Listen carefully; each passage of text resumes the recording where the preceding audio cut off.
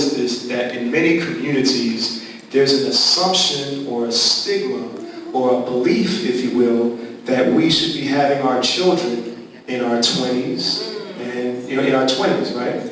And the idea is, and I've heard this throughout my life, when are y'all going to have kids? When are you going to give me some grandbabies? Things of that nature. And especially in our community, there's this thing. And even when I did a workshop the other day, a young man said, well, Hotep, I don't want to be your old dad, and things of that nature. I said, oh, okay, I understand. But then I turned to him and I said, well, why not? He didn't have an answer, which means he was saying things or repeating something that he has heard for a long time, but has not even really thought it through. And I find that common in many different instances, that we repeat things or develop belief systems that we haven't even thought through ourselves.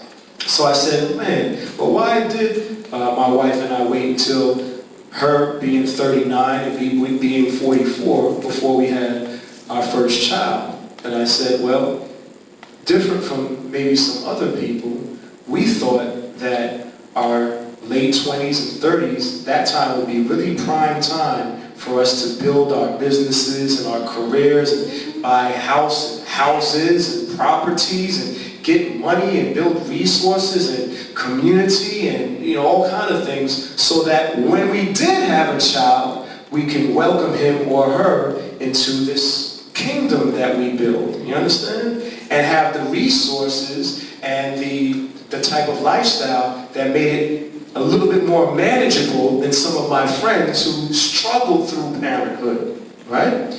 Now, the other thing is, throughout that time, because that was our perspective, throughout that time, my wife took very good care of her health. She did CrossFit and ate a largely vegetarian type of diet, ate clean, right? And just did the type of thing so that by the time she was 39, she was in better shape than some people at 30. So the question is, how should we spend our time, these years in our late 20s and early 30s? Some people say, well, you should spend that time having your kids because then you can run around and play with the kids and things of that nature. Okay, that's true, right? Maybe I will not be able to run around with my child as much as I would have. I'll be 60 when he's graduating high school. So people say I'm an old guy. He will probably enter your school at kindergarten and people say, what's your grandfather doing here, right? They'll probably say that. They'll probably say that.